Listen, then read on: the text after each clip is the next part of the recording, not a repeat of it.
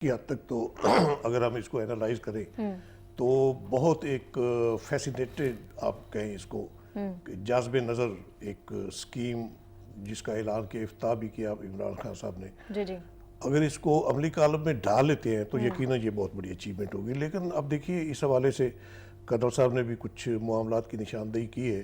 ایسے mega projects جو ماضی میں جو ایک سٹیگما بنے ان حکمرانوں کے ماتھوں پر، تو وہ اسی حوالے سے تھے کہ میگا پروجیکٹس بنائے ہی اس لیے جاتے ہیں کہ ان میں کمیشن اور کک بیکس جو وہ زیادہ ہوتی ہے. بالکل ٹھیک. تو اللہ نہ کرے کہ یہ میگا پروجیکٹ جو عمران خان کی حکومت شروع کرنے جا رہی ہے اس کے پیچھے بھی کوئی ایسی داستان رقم ہونے والی ہوں تو یہ بہت بڑا المیہ ہوگا. لیکن اس وقت چونکہ ضرورت ہے، وزیر اعظم کہہ رہے ہیں کہ خود نگرانی کریں گے اس پروجیکٹ کی. خود نگرانی کریں گے، لیکن ان کی باتوں میں تھوڑا سا ایک انڈیا یہ بھی ملتا ہے کہ شاید کہیں انہیں بیک آؤٹ بھی نہ کرنا پڑے. جس طرح وہ بتا رہے ہیں کہ یہ بہت مشکل کام ہے اور وہ جو کبوتروں کے گھونسلے بھی اس طرح نہیں بنتے، تو اس سے ایسے ایک اشارہ ملتا ہے کہ جس طرح اب یہ آئی ایم ایف کے پاس نہ جاتے جاتے آئی ایم ایف کے پاس پھر اسی کے در پہ کچکول لے کر چلے گئے.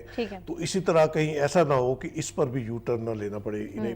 اگر تو ان کا عزم راسخ ہے تو پھر تو یہ منصوبہ بہت سود بند ہوگا. اس وقت عوام کی یقیناً ضرورت ہے. بے گھر لوگ تو 10 لاکھ تو نہیں کروڑوں میں ہیں بے گھر لوگ. نوکریوں کی بات کی گئی تھی، روزگار کی بات کی گئی تھی، اور اسکیم سے ریلیٹڈ نوکریاں اور روزگار بھی بہت بڑی تعداد میں کہہ رہے ہیں گھر بنانا ہے. اس کے پیش نظر اگر یہ اچھے یعنی کہ ریچیبل اماؤنٹ اگر ہے عام آدمی کے لیے تو یہ ایک اچھی اسکیم ہو سکتی ہے. لیکن اگر اس پر بھی یو ٹرن لے گے تو پھر مجھے وہ ایک سردار جی کا لطیفہ یاد آ رہا ہے.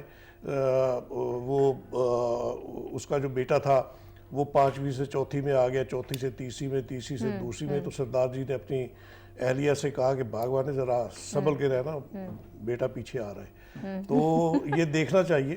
اچھا صاحب جو ایگزامپلز اب ایکوریٹ کوٹ کرتے ہیں، لاسٹ میں کہنے میں صاحب کے ایگزامپل نہیں